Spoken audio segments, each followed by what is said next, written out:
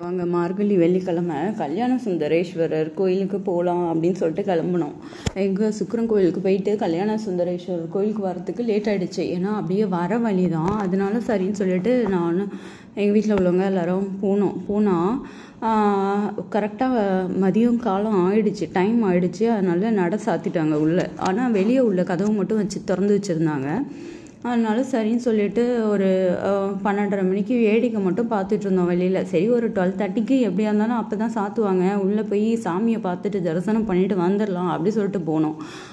பார்த்தா இது எவ்வளோ அமைப்பாக இருக்குது பாருங்களேன். இந்த கோவில் நடுவில் கொடிமரம், பிள்ளையார், 2 பக்கமும் இந்த ஒரு பெருமாள் கோவில் ஃபீலிங் தரும். சுவாமி கல்யாண சுந்தரேஸ்வரர் சுவாமினா சும்மாவா, அது ஒரு அழகு, தனி அழகாக இருக்காங்க பாருங்களேன். கொடிமரத்தோட அந்த கோபுரத்தை பார்க்கும்போது ஆக்சுவலாக அப்புறம் 12:30 மணிக்கு நட சாத்திட்டாங்கிறதுனால சரி, நாங்கள் இங்கேருந்து அவ்வளோ தூரம் போயிருக்கோமே அப்படிங்கிறதுனால என்ன பண்ணுறது, சாயங்காலம் 4 மணிக்கு நட திறப்பான்னு சொன்னாங்க. சரி, அது வரைக்கும் வெயிட் பண்ணலாம் அப்படின்னு சொல்லிட்டு அங்கே பக்கத்துலேயே வெயிட் பண்ணலான்னு பார்த்தா அப்புறம் கோயிலில் உள்ளவங்களே சொன்னாங்க, இங்கே ஒரு மடம் இருக்குது, கோயிலோட மடம், அங்கே போய் வெயிட் பண்ணுங்க அப்படின்னு சொன்னாங்க. சரின்னு சொல்லிட்டு இங்கேயே வெயிட் பண்ணலாம் அப்படின்னு. இங்கே 2 பக்கம் ஃபேன் இருக்குது, அங்கே உள்ளேயும் ஃபேன் இருக்குது. உள்ளே ஒரு சுவாமி வச்சு அவங்க ஒரு பெரிய தியான மண்டபம் ஹால் மாதிரி வச்சுருக்காங்க. ரொம்ப அமைதியாக, ரொம்ப நிசப்தமாக, அவ்வளோ அருமையாக இருந்தது. எங்களுக்கு அந்த மதியம் ஒரு 12:30 மணிலேருந்து ஒரு 3:30 மணி வரைக்கும் போனதே தெரியல. அந்த மாதிரி அந்த காலத்தில் தூணில் செஞ்ச மாதிரியே இப்போ கட்டியிருக்காங்க பாருங்களேன். எல்லா பக்கமும் தூண் வச்சு இவருக்கும் காலம் பண்ணுற மாதிரி நைவேத்தியம் பண்ணுற மாதிரி ஸ்க்ரீன்லாம் போட்டிருக்காங்க. அப்பர் தான் நினைக்கிறேன். ஆனால் 3 பேர் தான் இருக்காங்க.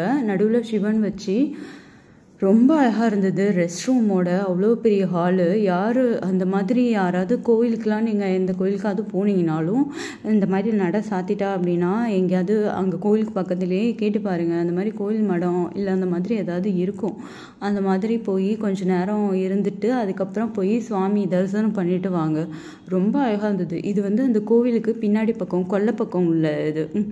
கொல்லை பக்கமும் போய் பார்த்துட்டு ரெஸ்ட் ரூமும் அழகாக நீட்னஸாக இருந்தது. அவங்க பின்னாடி வயல் கிரவுண்டு, ஆக்சுவலாக வயல் இல்லை, அது தெப்பக்குளம். தெப்பத்தில் தண்ணி இல்லைங்கிறதுனால அப்படி இருக்குது. சரி, மதியம் கொஞ்சம் நேரம் வெளில போயிட்டு வருவோன்னா அதுக்கு பக்கத்தில் தான் அந்த சட்ரஸ் மாதிரி, இதுக்கு பேர் என்ன சொல்கிறதுன்னு தெரில, டேம் மாதிரி, ஒரு குட்டி டேம் மாதிரி இருந்தது.